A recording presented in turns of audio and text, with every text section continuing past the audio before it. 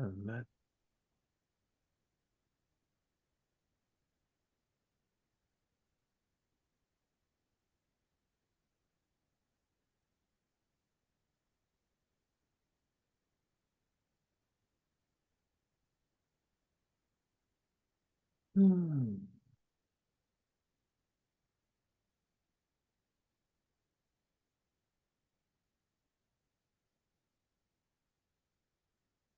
Okay, good deal. I think we're all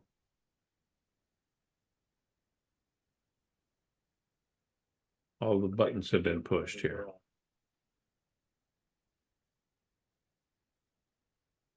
All the buttons.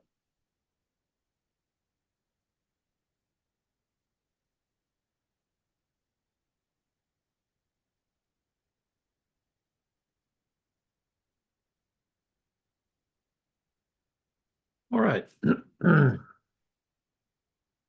Here, let's go ahead and get started. I think we've got a minion here tonight, so we can get going. And yeah, even if we didn't have a minion, we'd still get going. So, want to welcome everyone in here tonight. And for those of you that are joining that you've never watched this before, I'm Steve Sheik, the congregation leader, rabbi, and chief bottle washer at Tree of Life Messianic congregation in Katy, Texas. And so I'm going to go ahead and mute everybody. The rules are I mute everybody at the beginning. And if you want to say something about what we're talking about or have a comment or a question, just unmute yourself and ask your question or state your comment. And being interactive makes the class go much better for me.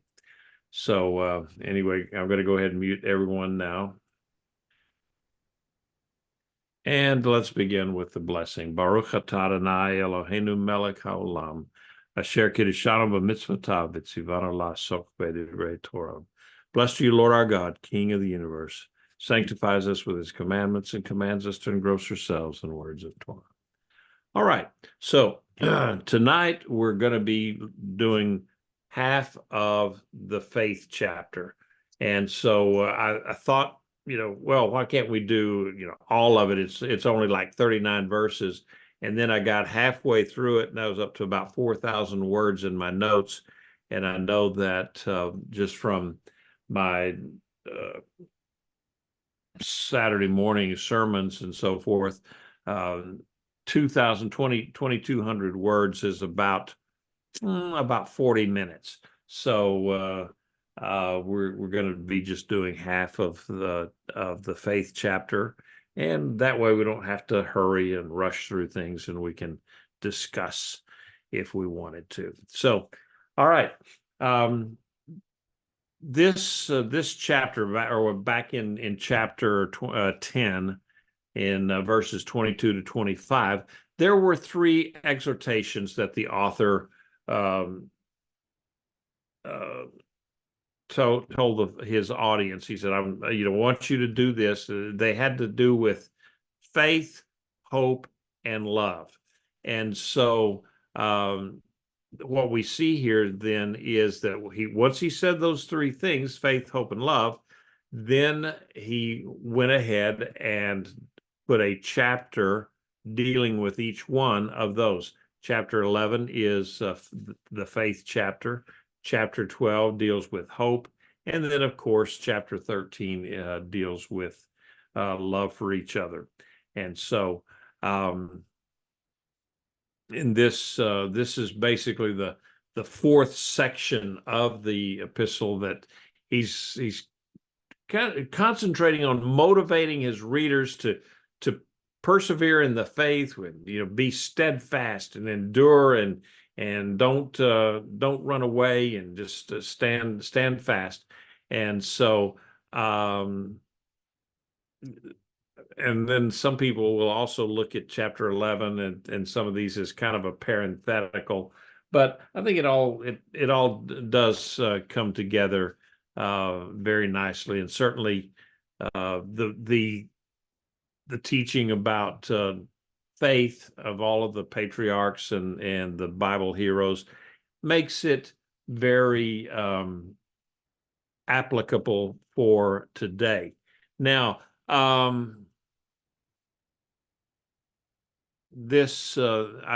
next deal there in my notes is that the word faith, the Greek word for faith, is pistis, okay, and that's just what it means. It's faith, but what I wanted to bring out here, that the author is talking about faith to a people that in their time frame, in their day, they were very Hellenized all around the world, of course, and so everything was based on logic and kind of like today. It's secular humanism. That was the thing there, and so the idea that someone could have faith in something that they couldn't quantify, they couldn't weigh it, they couldn't measure it, they couldn't hold it in their hand, all of those, they couldn't see it. Having faith in something like that, that was the kind of the characteristic of the poor ignorant people that were uneducated, because they couldn't explain something, but they could just certainly believe in it, whether they could explain it or not. And so this was something that the author was trying to tell the people, that his audience, that don't worry about those kind of things, that we've got this covered. Faith is definitely something that is real, and we're believing that it's real. And I always tell people, I said, well, I have faith in things that I don't understand, things that I cannot really quantify very well. And it's called electricity. And I know that if I reach over there and everything's working right, I can flip a switch and the light's going to come on, or the light's going to go off or come on. And so I've got faith in that. Well, that's also something that I can see and I can feel. And I know that the other day when I was out there trying to hook up my electric fence and so forth like that, I just happened to reach over and grab one end of the wire that I was not expecting to reach over and grab. And my ears rang for about an hour after that thing, because my charger is enough to charge a 25-mile fence. And my little fence is only 150 feet long. So it's overkill. I know it's overkill, but anyway, electricity is something I don't know it, really don't understand it. No, anything, Leonard is a master electrician. He knows everything that there is to know about electricity. But so for him, it's not so much faith. For me, yeah, it's a stretch. It's faith. And the ancient Greeks looked at it the same way, that if you're gonna believe in something, it's got to be something that you can empirically prove and quantify. And the idea of the Hebrew God of Abraham, Isaac, and Jacob was just a foreign concept for the Hellenized literati of the time. The thinkers and the movers and the shakers in the Greek world. They weren't having any part of this Hebrew God, because you couldn't see him, couldn't hear him, couldn't feel him, and so therefore he must not exist at all. So anyway, so the writer here, he's encouraging his readers to just hang in there. He's pointing out that the Old Testament patriarchs and the matriarchs, they had a few women in there too, they were people of faith, and really, by the time we get to the end of this chapter or this class here, we'll see that these guys live their whole life in faith, never ever seeing the fruition of their faith. And so that was kind of a tough thing, yet they stayed with it. They were faithful to the Lord, and they were faithful to the promise. And so the author of Hebrews is now trying to get his audience to grab a hold of that kind of faith. And so he's using the patriarchs because Israel is they're a historical people, and they had a written language, and they wrote down the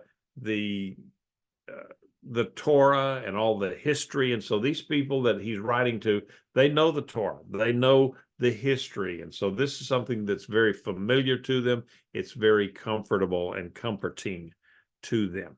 All right, so let's any comments or questions just on that little preamble there? Anybody got any idea, anything on that? This idea, the word pistis in Greek, it was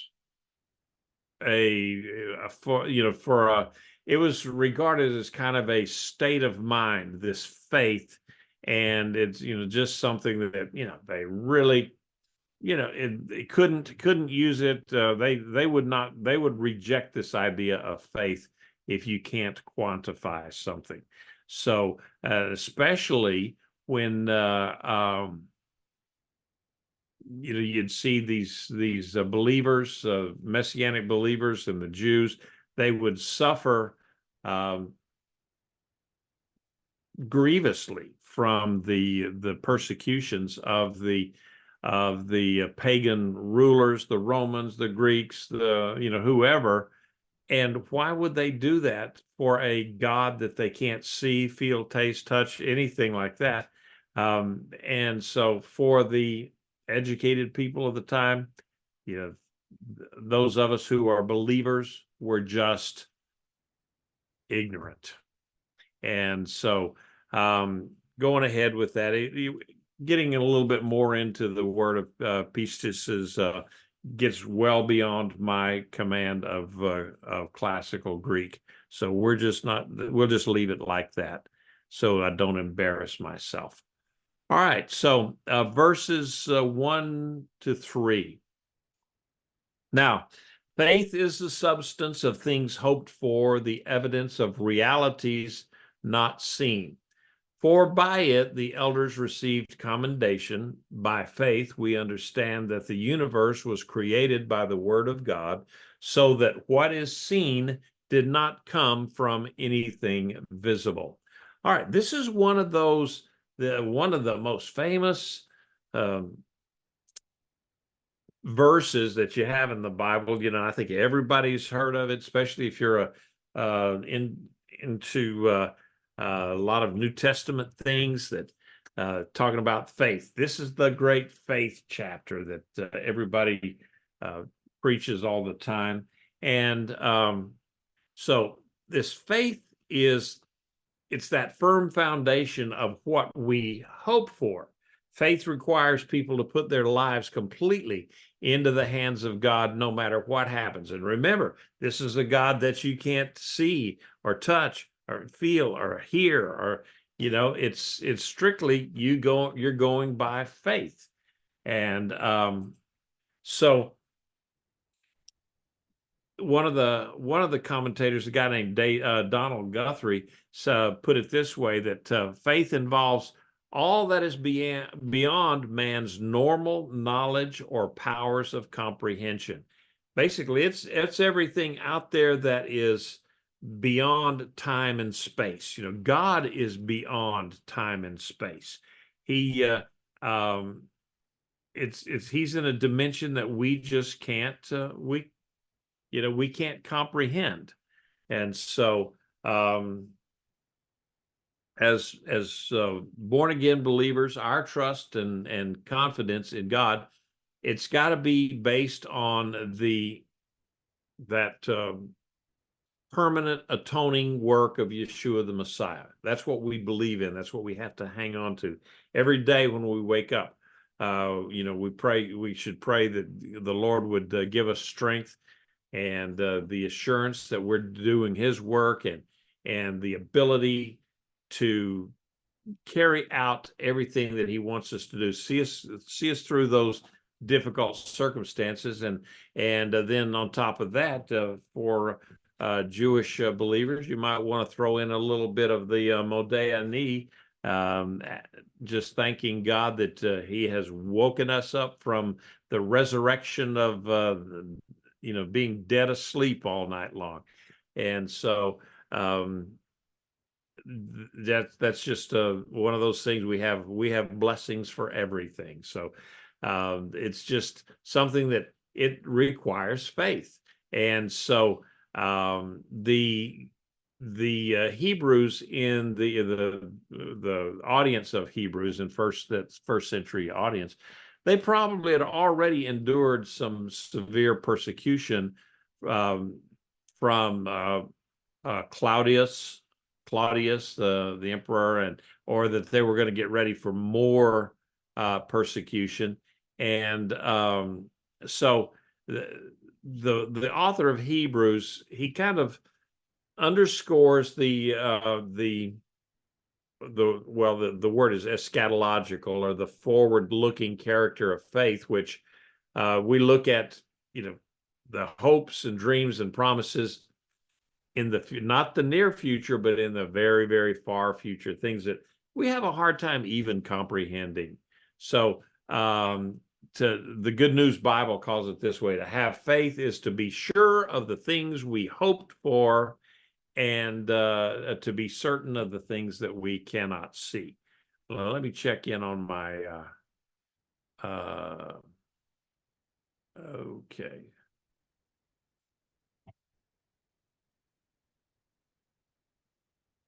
Yeah, I have to check in on my chat thing every once in a while. Otherwise, I get lost in it.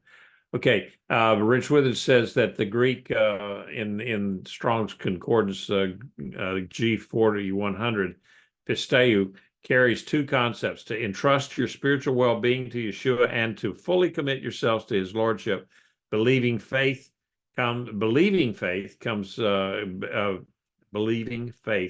believes God's word and obeys God's word in response to his grace and is motivated by love. Okay, thank you for that. That was, pisteu. It's also related to the word pistis, of course.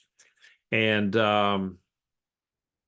so it said that, getting back to our scripture there, where it said that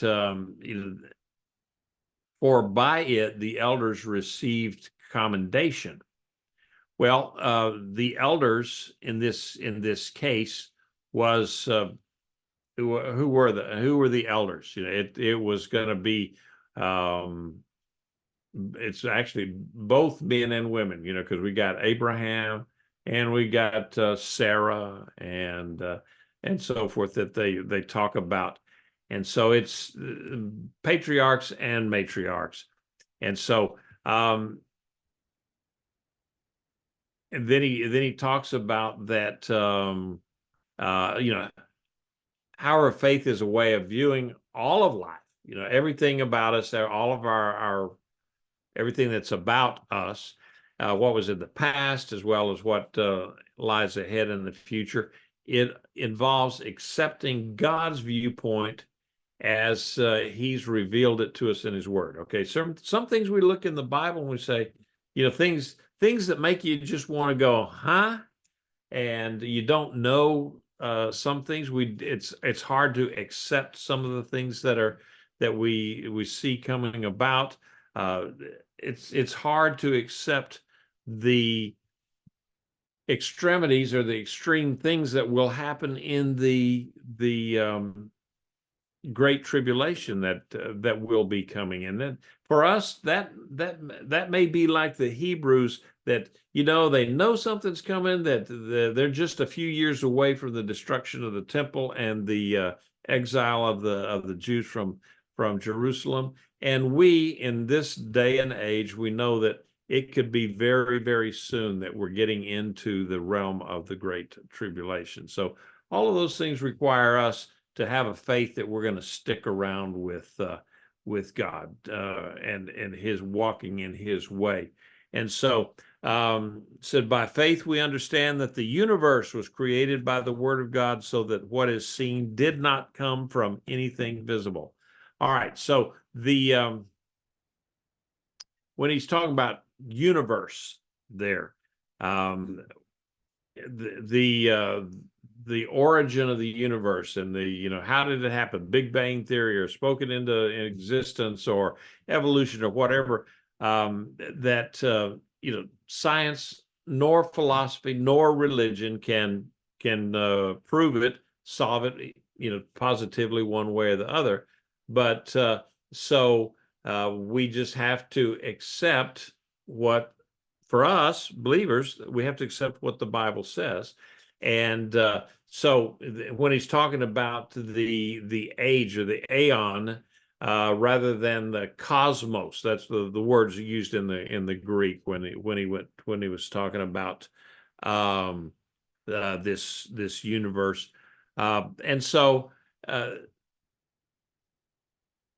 there's one view there that says that he's talking about age, or aeon, and it refers to all the ages in anticipation of this list of heroes, all throughout the history, I guess you'd say, who lived in all those ages past, in a galaxy far, far away, So then if that be the case, then that's more of a commentary on God's creation of history, rather than the creation of the cosmos, or what we would call the universe.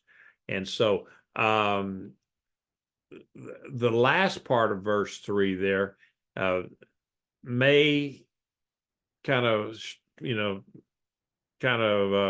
hijack that idea that he's talking about the ages of the heroes of the Bible, and more toward the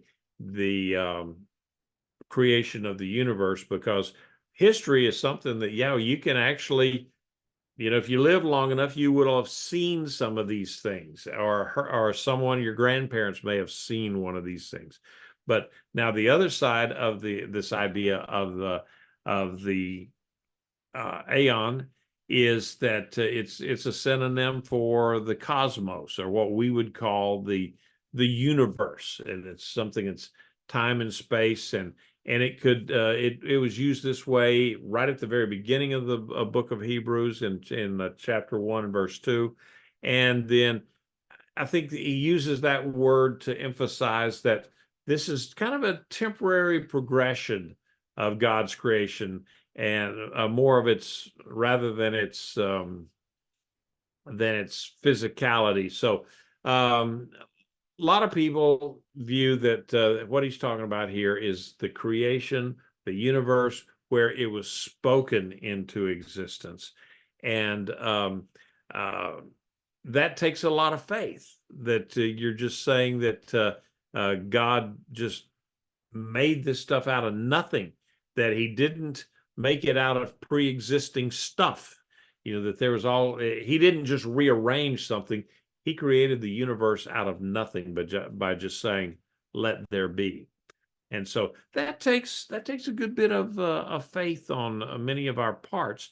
And a lot of people, of course, for me, it takes less faith to believe that than it would that somewhere along the line, billions of years ago, there was a big bang, and then all of a sudden, all these parts started coming together, and over the years, and now we've got this great big beautiful universe, and all of the things that go into it and make it work, and that it was all just kind of random, that there was no plan ahead of us or anything like that there's no God. That to me takes a lot more faith to believe that there's no God than there is one. Alan? I agree there, Steve. I think the biggest thing is, there could be no Big Bang unless there was energy in there to begin with. You can't just have something from nothing. It doesn't occur. Only God can do that.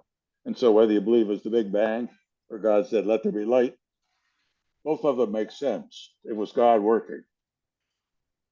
However he did it, just thinking about the energy involved in, if nothing else, separating the various layers of water and vapor to make sky and water, and then the actions of bringing the ground up out of the ocean, that tremendous power and so forth on this little tiny little tiny planet that is not even a speck of dust compared to the entire universe, but still it's a whole lot more than what we as puny humans could ever conceive of doing. So it's that's where he's talking about that faith that is involved in believing the creation of the universe through just the spoken word, where God said, let it be, and there it was. And so, and now notice that the writer didn't say that God created the universe out of nothing, because that was an idea that the Greeks rejected. He just simply said that the universe did not originate from primal material or anything observable. And so he just kind of left it, right out there for everybody to kind of figure out how they were going to do it. Mike, you got your mute off?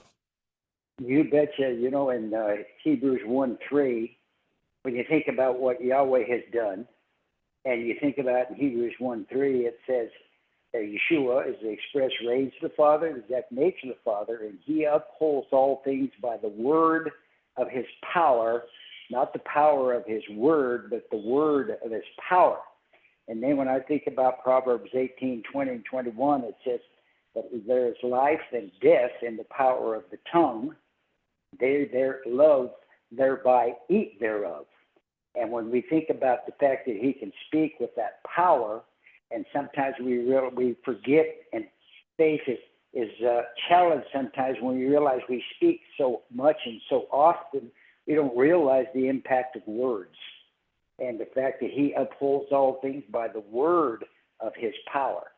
So when he spoke, the word of his power, and it is spoken. And it's that's what makes it more, if you will, understandable to my male mind. When you think that he just calmed the sea, he just told the sea in the book of Luke, be still. And when you see those things that he did that happened, that is just like proof. It just seems to deal, because for me, faith is not only the substance of things hoped for, and the things of those things, evidence of those things promised. But I'm sorry, faith is the substance of things hoped for, and the evidence of things not seen. For me, faith is the substance of things promised in his word, and the evidence of things completed.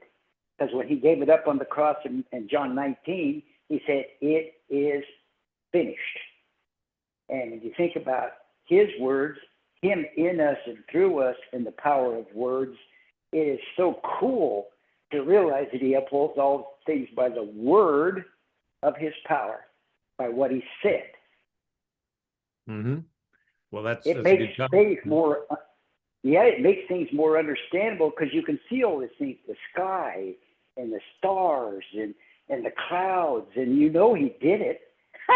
Because evolutionists can't even get within a country mile of explaining anything like that.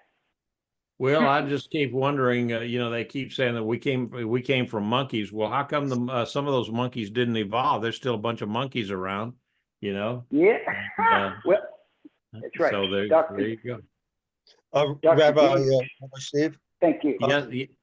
Okay. Let's give Warren a shot here. What you got, Warren? Well, no, I agree with you 100% when you say that God transcends space and time, because it's been shown that actually space and time are actually creations. That there was no such thing as space. There was no such thing as time. That they are actually created. God actually transcends that. He was there from the very beginning, and there's an interesting observation by one of the early was rabbinic sages by the name of Shimon ben Lakish. It's in Genesis Rabbah, where it talks about Genesis 2:1-2, where it says where the Spirit of God hovered over the face of the water, over the face of the deep, Ruach Elohim al pnei hamayim. Well, he says that spirit that was hovering over the waters is that he says, this is the spirit of King Messiah. Now, that's an amazing statement, especially when you consider that this was one of the ancient rabbinic sages saying this. Right. That he's saying that Messiah was there at the very beginning. So, so yes, when you see that it was through the agency of Yeshua that all things are created, absolutely. Good deal. Good deal. All right. Let's go ahead because we're already halfway through and I've only got 3 verses out of 19. So we may not make it tonight, I tell you, and that's okay. That's okay. Hebrews 11:4 said, by faith, Abel offered God a better sacrifice than Cain. Through faith, he was commended as righteous when God approved of his gifts. And through faith, he still speaks, although he is dead.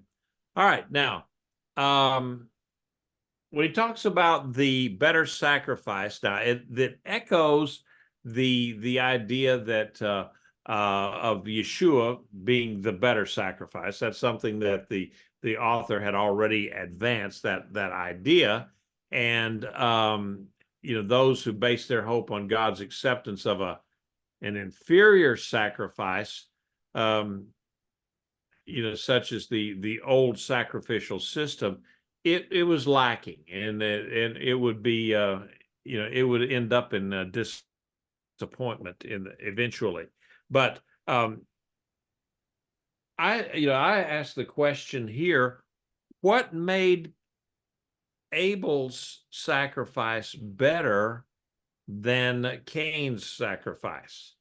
And I know that there's ideas out there why that would be, and maybe somebody has more of an idea than what I do. I have it written down in my notes as to what I think, but I'd be interested to hear what somebody else might have to say. That what made Abel's sacrifice better than Cain.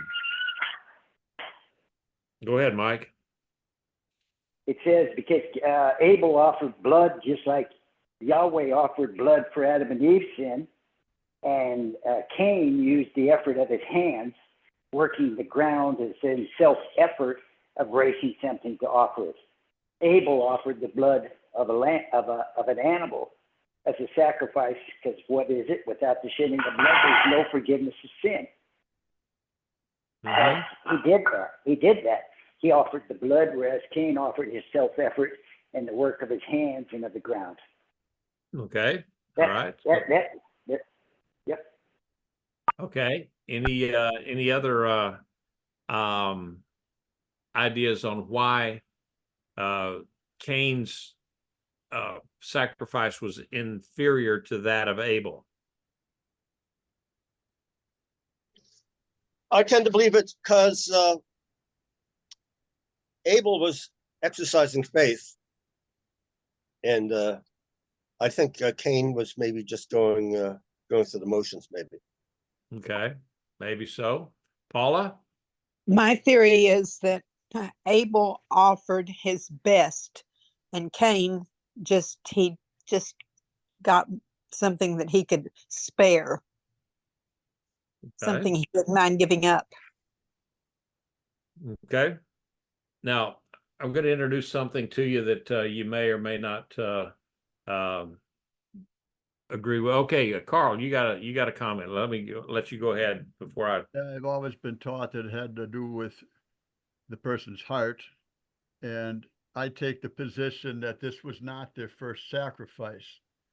So the idea that one offered one type of sacrifice and the other offered a different type of sacrifice, I don't think was the key in this particular case. So I think it had to do with the attitude of the heart, because right after that, God is going to rebuke Cain for, hey, if you go this direction, bad things are going to happen. And he ignored God's rebuke and continued in his way. So anyway, that's that side of it. Yeah, I think it's probably more so now the idea of the blood sacrifice. What I was gonna say here is that talk about the idea of the oral Torah. Okay, and of course this is just first generation after Adam and Eve, and so there is no written Torah. But somewhere along the line, God had put into the hearts of men how they should behave and how they should worship him, and how they were to establish that vertical relationship with him. And one of the things would be the blood sacrifice. And Cain could have offered a blood sacrifice, but he did not. And we see that later that the Lord is talking to him, and it says, your attitude is wrong. You need to work on your attitude there, son. And so I think that it may very well have been that if Cain had come to the Lord with his grain offerings, because later on in the Torah there were grain offerings that. And if a man was very, very poor, he could offer grain or flour for his atonement rather than blood. So the blanket statement that without the shedding of blood there's no remission of sins, yes, it is true for generally speaking, but there was the caveat that if someone was very poor, that he could still have his sins atoned for, because God, even back then, he wasn't willing that any should perish, but that all could come to repentance and in right standing with him, even poor people. And so it was the sacrifice of the high priest then that covered the poor man that couldn't even afford, that maybe he didn't have any animals because he was too poor.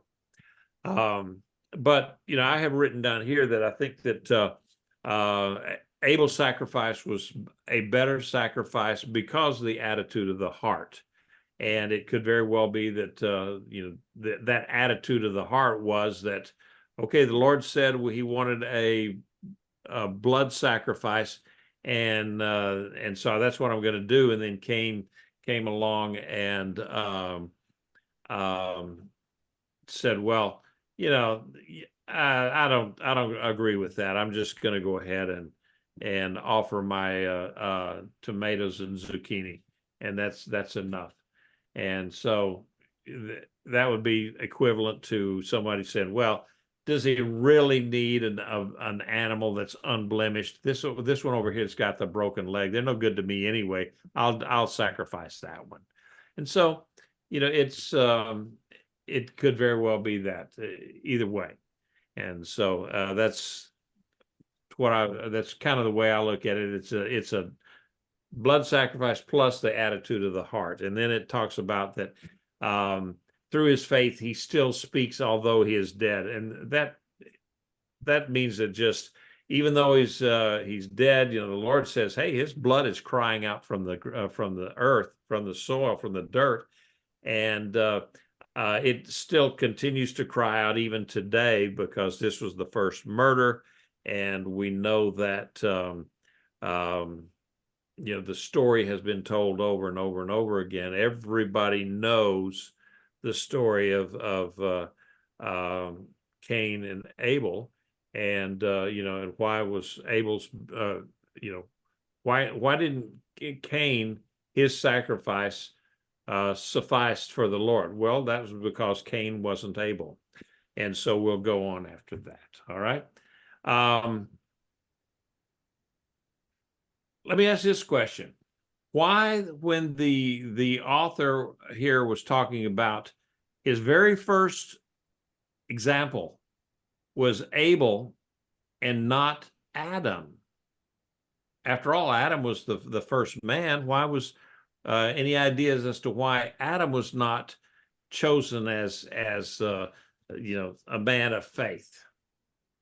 Any ideas? Well, Adam had already demonstrated that his faithlessness when he sinned along with his wife. So he was tainted. I mean, actually, so was Abel and so was Cain, really, when you get right down to it. But Adam was more directly attached to that first sin. Adam was associated with the idea of disbelief and disobedience, and whereas Abel at that point, he was tainted by the fact that he was born a human being, and then human beings were then born in a fallen state. But that's why he picked Abel, because obviously Abel was trying to do things correctly, and that was the first good example that he had. So and it's kind of difficult to see whether where they talk about Abel offered a better sacrifice than Cain. Through faith he was commended, and so we don't know whether that the through faith in one of the verses, or I think in King James it says through which, rather than it just says in the King James or the Tree of Life version says through faith. It kind of fixes the problem for it. So we don't know whether it's talking about his faith or his sacrifice. And so I think it's a little bit of both. He offered the right sacrifice in faith that he was doing the right thing and that he was going to be in right standing with God. And so there's other ideas there's just all sorts of ideas on that. But Martha, you want to chime in? Yes, that's an interesting question. Since they only had an oral version of what was happening, and this is so new in creation, how did Adam even know to tell his sons about sacrifices? I mean, from where was he gleaning that information from, that Abel, it seemed to resonate in his spirit, apparently, to want to do right by God, but Cain didn't. So where was Adam drawing his reference of sacrifices from to be able to pass that on orally to his sons? Where do you think? I would point you to the idea of when Adam and Eve sinned, and the glory of God that was covering them fell away, and they saw that they were in kind of an embarrassing state of nudity. And so then God killed an animal to cover them and took the skins and covered them. And so I would imagine that in doing so, God pointed out to them, says, now see what you've done. You have caused the death of this animal, because that we needed their skin to cover you up. And so therefore, that was kind of a beginning of what was required to cover up their sin, or cover up their vulnerabilities, as it were. And so, yeah, I'm a proponent of the idea that there was some oral Torah. God spoke to people, put it in their hearts what it was that they were supposed to do. And yeah, go ahead. Yeah, but I just also point out that God was still speaking directly to them, because remember when Cain had after he had murdered his brother, God spoke to him directly, and so God was it's not like there was no communication there. There was ongoing communication. Of course, there's probably all kinds of communication that we don't even know about. But apparently, I mean, obviously, there was communication going on there because God spoke to even to Cain after he had sinned. Exactly right. Exactly right. And so I think that's something. Martha, are you back up? Are you still got something or? Well, at the risk of sounding, what is it, heretical or whatever the word is, there were other people besides Cain and Abel and Adam and Eve. There were other people in the background that Cain went to in order to find his wife. I can't believe that he married one of his sisters who would have been way younger than him. But when God pushed him out of the garden and said, that's it, and shut it off from everybody, was the Well, there was message no of injunction God against passing on to these people in these other towns there was as no well? injunction against marrying sisters back then. That came Well, later. no, but you have to remember, Cain and Abel were the That came much oldest. later. So it was very possible for Cain to marry his sister. Remember, the Well, lineage is only Well, counted that Cain went, Cain through the was, male. There was not a lineage through the females. So it doesn't, I but, think we can basically make an assumption that that he did marry a sister. but Cain well, was and exiled. okay, years ago, I was taking a Hebrew course in Israel, and I asked the teacher. I said, "Okay, in the Hebrew here it says God created, Adam, and said, but that the word there can also, you said man, and I said, but the word is also used in other places to mean mankind, that same word. I said, so could it have been that God at that point created mankind, Mhm. everywhere?" And the teacher kind of looked at me and thought, why can't I just teach Hebrew and not this stuff? And so she said, well, yes, that could very well be that he created mankind. And Yeah. yeah, it's a mystery. We don't know that because it talks about Cain going off to another city and finding Yeah, a wife. And exactly. Exactly. so, So you was the know, oral of the Torah that he was taught by his dad, Adam, carried with him to these other towns and they elected not to go with that because of what he was exiled from? I mean, I'm just wondering, it's a way out there question, and I keep trying to find a reasonable answer because it seems like God chose Adam and Eve to be the special people he wanted to be set apart from the rest of these mankind that were out there. And his relationship with Adam and Eve was to be the beginning of the Jewish relationship, I'm thinking, that he set them apart to make them that special. But there possibly were so. other people Yeah. out there. Well, and that's kind of I've thought sort of the same thing that mathematically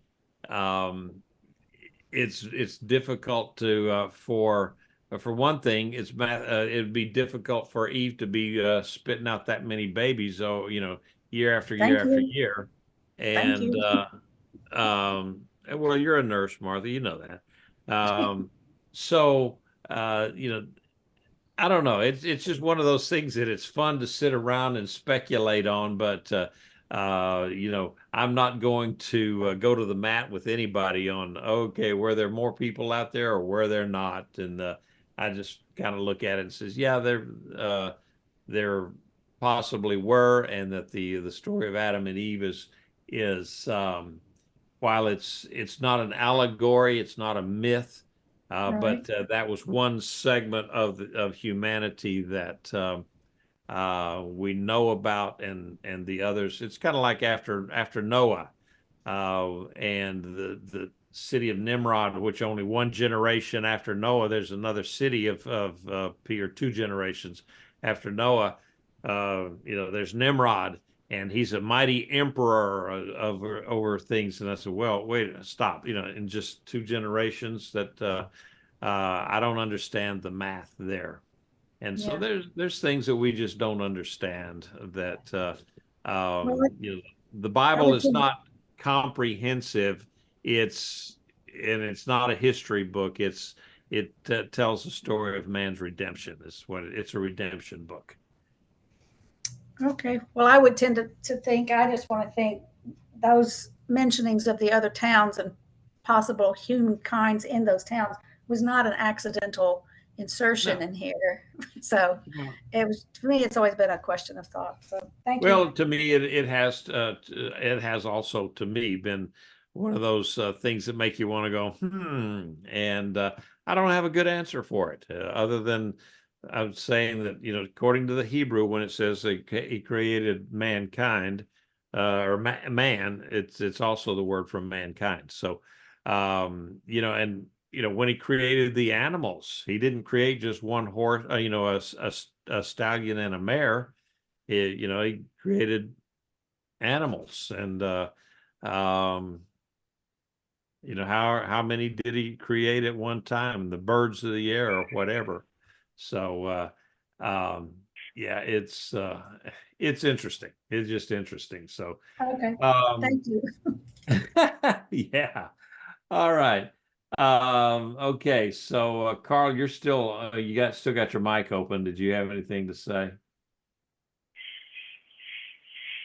I was just saying that there'd be a big problem with the original sin if you have a group of people that are other than Adam and Eve, and the whole sin then came through mankind through the sin of Adam and Eve. Now, why would these other people be condemned to the sin nature of people if they weren't of that progeny? So Yeah, and that's the catch-22 there, how that all works out. And I'm sure someday when we are changed into our incorruptible bodies, we might learn that answer if we even care at that point.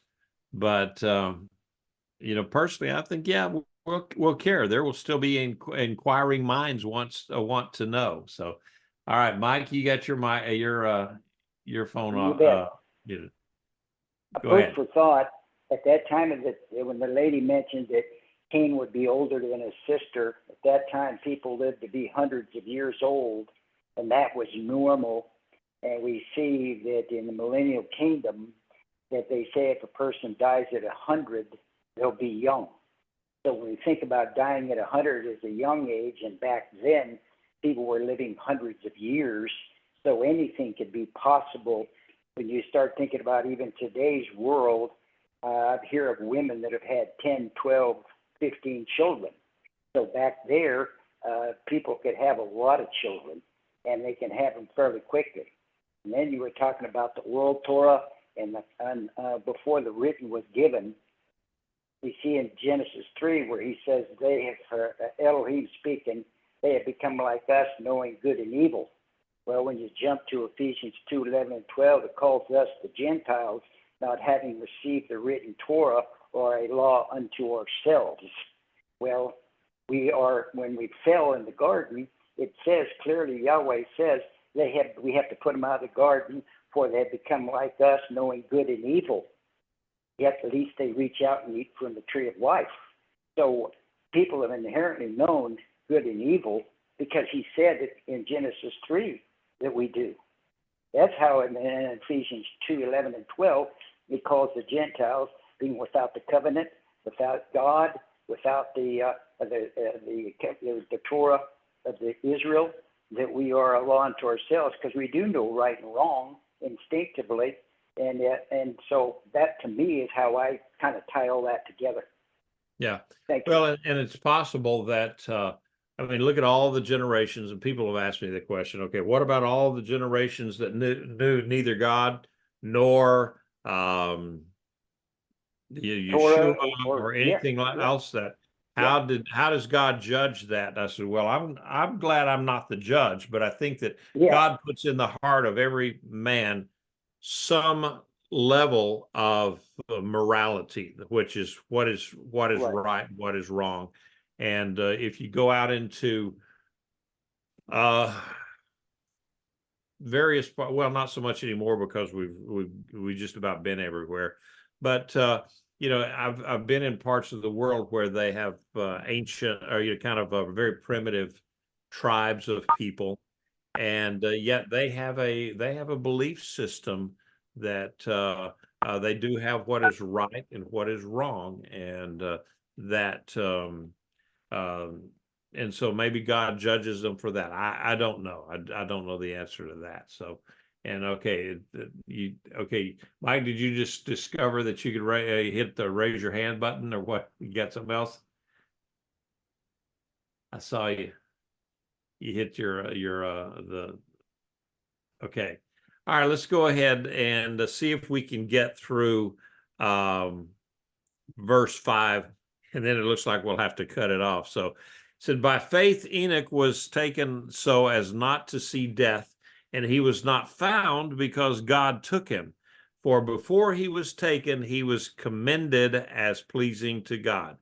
All right, now this is a kind of a strange one in that Enoch, we don't know a great deal about Enoch. It just by you know what we see in the Bible, where it says that he was a righteous man, he was a tzaddik, and he was walking with God, and God took him, and they never found him. He was just gone. He just disappeared, and so we just don't know what kind of how that occurred. We know that Elijah was also taken up without having tasted death, and then we know that in the book of Revelation there will be two witnesses that then will die, and then they will be resurrected. So the Bible tells us that it's appointed to every man wants to die to end this mortal life, and then they would see the judgment. So it's kind of an interesting way to think about it. I know for us, talk about end times things, the people that are alive and that are redeemed, that are believers in Yeshua. And when he comes back, he says that we're going to meet him in the air, and our bodies will be changed in the twinkling of an eye from corruptible to incorruptible. And so then what does that mean? Does that mean that our mortality dies and then we, or, you know, is ended or terminated, and then we are now an immortal being? Did that same thing happen to Enoch and Elijah, that their mortality was terminated and they became immortal beings? I don't know. It's just kind of one of those things that there's so many things that we could ask that I don't know the answer to. And so I'm just wondering why I'm teaching up here anyway, because I don't know the answers to these. But anyway, we know that Enoch was he was very highly esteemed in Jewish literature and in the Jewish mindset of the days. They held him out as a tzaddik, or a righteous man that was so righteous then that God decided, okay, you've had enough of this life on earth here and all the troubles. Why don't you come to my house and live for eternity? And so we know more about Enoch from say the book of Enoch, which is an apocryphal book. It's a pseudepigrapha book that was written first century before, second century, first century after, right around the time of Yeshua. But there again, it was written about that time, and but the disciples, they spoke of Enoch, and there again, they knew that he was highly esteemed and was, you know, very very close to God. And so that he lived that life that was so close to God that you know, he didn't die. So anyway, that where are we at? We're at verse 5. What is verse 6? All right, I don't want to go into verse 6. There's just too much there to talk about.